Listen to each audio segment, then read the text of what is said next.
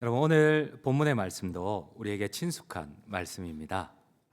바로 1만 달란트 빚진 종의 이야기, 용서의 은혜에 대한 이야기입니다. 그런데 신학자들은 이 본문을 주의할 때에 중요한 조건을 답니다. 여러분, 참된 용서의 은혜를 비유합니다. 근데 이 참된 용서의 은혜를 누리기 위해서 반드시 조건이 하나 있습니다. 자기가 죄인임을 용서받은, 도무지 받을 수 없는 용서를 받은 죄인임을 깨닫는 자만이 이 은혜를 누릴 수 있다는 겁니다. 여러분들은 어떠세요? 이 은혜를 누리고 계십니까? 참된 용서의 은혜를 누리고 계십니까? 조건이 있습니다. 내가 죄인임을 깨닫는 자만이 이 참된 용서의 은혜를 누린다는 겁니다. 그렇습니다. 신학자들은 어쩌면 우리가 놓치는 이 중요한 교훈을 지적을 합니다. 이 비유의 핵심은 가만히 보니까 우리는 용서의 은혜라고 알았는데, 가만히 보니까 용서의 은혜가 아니고 바로 참된 자기가 죄인임을 깨닫는 거예요. 가만히 보니까 이 교훈은 용서가 아니라 바로 천국 구원에 관한 비유입니다. 여러분, 나는 이 1만 달란트를 용서의 은혜라고 배웠어요. 근데 가만히 보니까 오늘 주님은 이거는 천국 구원에 대한 비유라고 합니다. 여러분, 오늘 우리가 놓친 교훈이 무엇입니까? 그래서 오늘 본문을 시작할 때 주님은 이렇게 시작을 합니다. 천국 구원이 무엇이냐? 내가 비유를 들겠다. 근데 우리는 지금까지 이 본문을 용서라고 알았어요. 근데 주님은 천국 구원에 대한 비유라고 하십니다. 우리 함께 오늘 본문의 시작을 함께 읽도록 하겠습니다. 23절입니다. 함께 읽겠습니다. 그러므로 천국은 그 종들과 결산하려 하던 어떤 임금과 같으니, 주님은 오늘 본문을 용서의 비유라고 하지 않으세요. 천국 구원의 비유라고 하세요. 그러면 오늘 비유를 통하여서 우리가 놓치고 있는 교훈이 무엇입니까? 바로 이 천국 구원에 대한 결산에 대한 교훈입니다. 여러분, 혹시 우리에게 이루어진 구원을 주님이 결산한다는 사실을 알고 계십니까? 여러분, 우리는 이 부분을 자주 무시를 하고 배척을 합니다. 우리가 오늘 놓치고 있는 중요 교훈이 무엇입니까? 바로 천국은 주님이 결산을 하신다는 겁니다. 우리 다시 한번 오늘 본문을 천천히 23절 시작을 함께 읽도록 하겠습니다. 그러므로 천국은 그 종들과 결산하려 하던 어떤 임금과 같으니, 여러분, 1만 달란트 제2의 값을 탕감해 주었어요. 어마어마한, 감히 우리가 받을 수 없는 1만 달란트, 수천 년 수만 년에 우리가 빚을 지은 이 죄의 빚을 주님이 탕감하여 주었어요. 그런데 우리 생각에는 여기로 끝을 내야 되는데 주님은 이 구원의 탕감을 철회를 하십니다. 다시 오게 가두라고 하십니다. 무엇입니까? 우리에게 이루어진 구원을 주님은 다시 결산을 하신다는 겁니다. 우리 함께 오늘 본문을 함께 읽도록 하겠습니다. 32절에서 34절입니다. 32절입니다. 이에 주인이 그를 불러다가 말하되, 악한 종아, 너가 빌기에 내가 너의 빚을 전부 탕감하여 주었거늘 내가 너를 불쌍히 여긴과 같이 너도 내 동료를 불쌍히 여김이 마땅하지 아니하냐 하고 주인이 노하여 그 빚을 다 갚도록 그를 다시 옥졸들에게 넘기니라. 오늘 신학자들의 해석이 우리를 불편하게 만듭니다. 왜 하나님의 무조건적인 은혜가 갑자기 결산으로 오히려 다시 감옥으로 끝이 났느냐는 겁니다. 그 구원이 철회가 되었느냐는 겁니다. 우리에게 한번 천국 영생이 주어졌으면 내 마음대로 살아도 불가항력적인 은혜와 성도의 견인으로 아무 문제가 없어야 되는데, 왜 주님의 천국이, 우리에게 이루어진 구원이 철회가 되어서 다시 감옥으로 갔느냐는 겁니다. 여러분, 혹시 여러분들은 장로 교도라고 하는데, 칼빈주의 교도라고 하는데, 교리를 오히려 이단 교리를 신봉하시는 것은 아닙니까? 이 구원의 은혜는 무조건적인 은혜입니다. 우리의 공로는 전혀 없습니다. 아멘이십니까? 그러나 그 이후에 여러분, 이미 이루어진 구원입니다. already, but 그러나 not yet, 아직 완성되지 않은 구원. 이 불가항력적인 은혜와 마지막 성도의 견인이라는 이 교리에는 반드시 순종이 자연스럽게 포함되어 있습니다. 불가항력적인 은혜가 우리에게 임합니다. 성도의 견인이 임합니다. 근데 거기에 대한 아무런 순종도 없는 삶이 과연 불가항력적인 은혜가 될 수 있을까요? 주님의 견인이 될 수 있을까요? 여러분, 나는 믿기만 하면 구원을 받는다는 것은 어쩌면 박옥수의 이단 교리와 우리 교단이 정죄하는 이단 교리와 똑같다는 사실을 아십니까? 여러분, 박옥수는 이렇게 얘기를 합니다. 언제 구원받았노? 몇 시에 구원받았노? 모르나? 그럼 너의 구원이 완성되지 않았다. 네가 언제 몇 날 며칠에 몇 시에 구원받았으면 그거 아느냐? 그럼 너의 구원이 완성되었다고 합니다. 여러분, 이거나 내가 믿기만 하면 구원받는 거나 그 이단이나 나하고 무슨 차이가 있습니까? 여러분, 오늘 주님은 우리의 구원에 대해서 결산을 요구하신다고 하십니다. 사랑하는 성도님 여러분, 혹시 나에게는 성도의 견인이 있고 불가항력적인 은혜가 있습니까? 왜 무조건적인 선택에만 머물고 계십니까? 왜 칼빈주의 5대 교리의 나머지 4대 교리는 생각도 안 하시고 무시합니까?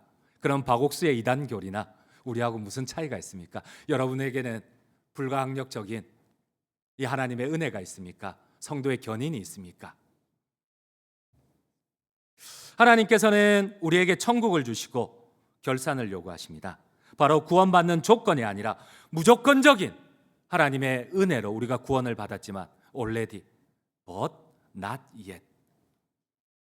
그러나 이 구원의 여정에서 시작해서, 그래서 우리가 철로 역정이라는 책도 이 구원을 단회적으로 표현하지 않습니다. 인생 전체에 걸친 여정이요, 구원의 여행이라고 표현을 하지.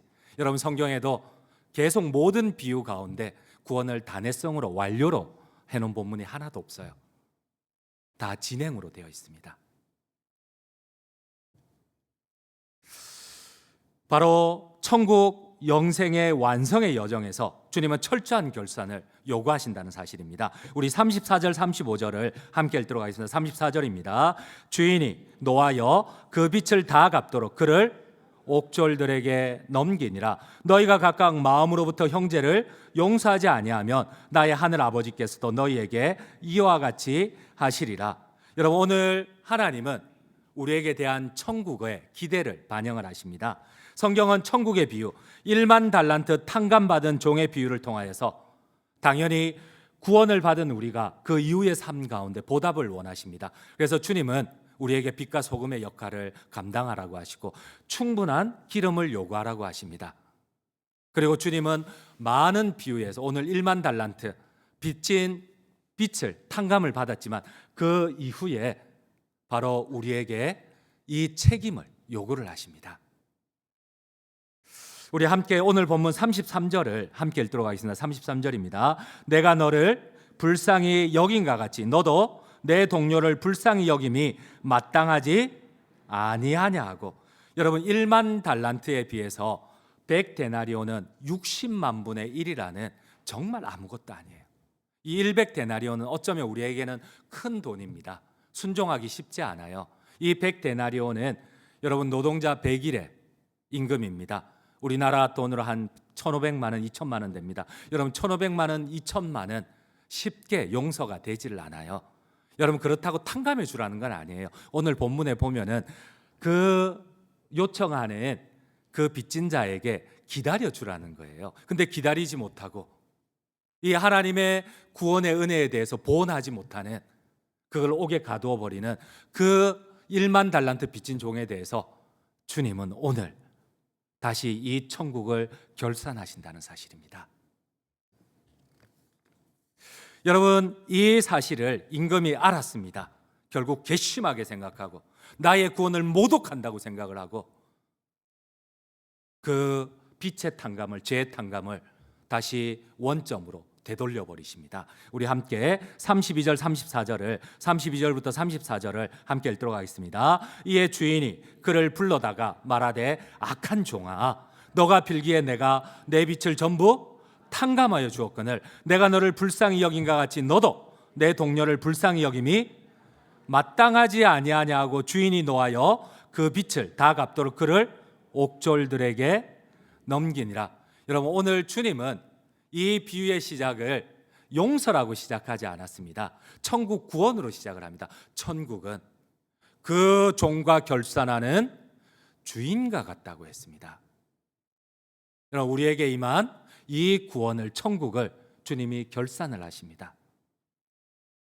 여러분, 나는 칼빈주의의 개혁 장로교회의 이 구원의 교리를 어떻게 지금까지 이해하고 받아들이고 계셨습니까? 구약에서는 거저 주는 은혜를 헤세드라고 합니다. 그래서 이 헤세드의 구약의 히브리어 단어 헤세드는 신약의 헬라어 단어로 엘레오스나 엘레인입니다. 근데 사도 바울은 신약 성경에서 단 한 번도 구원에 대해서 헤세드를 사용하지 않습니다. 엘레오스나 엘레인을 사용하지 않습니다.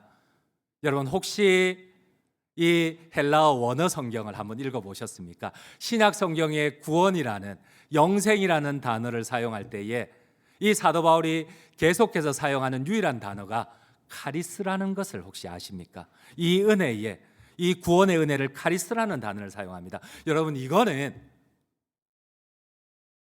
헤세드가 아닙니다.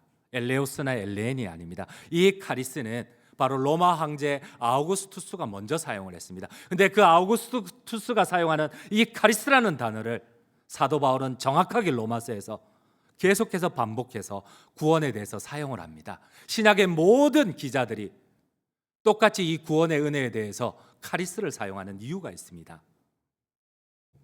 사랑하는 성도님 여러분, 이 구원의 은혜인 카리스는 절대로 오늘날 우리가 이해하는 대로 공짜로 받아서 끝이 나는 의미가 아닙니다.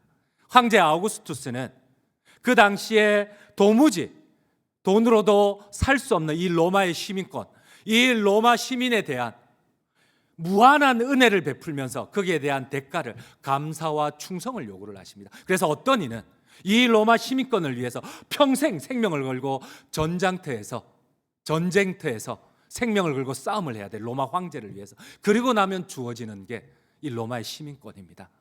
근데 이와 약간 구원의 개념은 다르지만 그러나 동일한 단어 카리스를 사용합니다.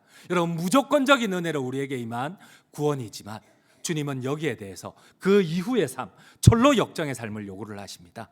바로 빛과 소금의 역할을 감당을 하고 주님의 은혜에 감사하는 삶을, 불가항력적인 은혜와 성도의 견인에 순종하는 삶을 주님은 원하십니다. 내게 구원이 이루어졌으니까 나는 이제 무슨 짓을 해도, 여러분, 이거는 박옥수의 이단 교리임을 아십니까? 우리는 그를 이단으로 정죄하지, 나는 한번 구원받았으니까 끝이다. 여러분, 성경에 이렇게 완로형으로 되어 있는 적이 단 한 군데라도 혹시 여러분들 한번 들어보셨습니까? 근데 왜 우리는 이 잘못된 구원 교리를 가지고 계십니까? 그렇습니다. 당시 카리스의 역사적 정황을 보면 로마의 첫 황제 아우구스투스는 자신을 구원자 주님 키리오스로 선전을 합니다. 그리고 나의 은혜를 베푼, 이 황제의 은혜를 베푼 모든 로마 제국의 시민들은 이 황제의 은혜에 대한 이 카리스, 보답과 그리고 감사와 충성을 나타내야 됩니다. 근데 이 단어 카리스를 사도 바울이 성경으로 가지고 들어옵니다. 그렇습니다. 사도 바울이 하나님의 은혜와 구원의 선물을 설명할 때에 이 헤세드나 엘레오스라는 단어를 사용하지 않습니다. 비록 자격 없는 우리를 무조건적으로 선택하셨지만 이 선택에는 하나님의 불가항력적인 은혜와 성도의 견인에 대한 기대가 있습니다. 여러분, 우리가 빛과 소금의 역할을 감당한, 우리가 구원받았다고 마냥 세상에 부도덕하게 살고 빛과 소금의 역할을 또 감당하지 않고 내가 내 마음대로 살고 다른 사람을 속이고 거짓말하고, 여러분, 이거는 구원이 아니에요. 여러분, 이거는 이단 교리지 구원이 아닙니다.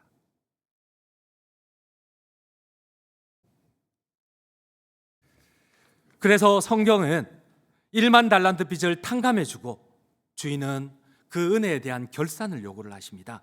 그래서 사도 바울은 자신을 이 구원을 완성하기 위하여서 빚진 자로 표현합니다. 여러분, 무조건적인 은혜가 왔는데 왜 빚진 자예요? 왜 교리에 그렇게 뛰어난 이 사도 바울이 구원에 대해서 자꾸 자기를 빚진 자라고 합니다. 근데 나는 빚이 없다고 합니다. 무조건적인 은혜입니다. 이 구원이 임하기 위하여서 나의 공로는 전혀 없습니다. 오직 전적인 은혜입니다. 아멘이십니까? 그러나 그 이후에 주님이 결산을 요구하십니다.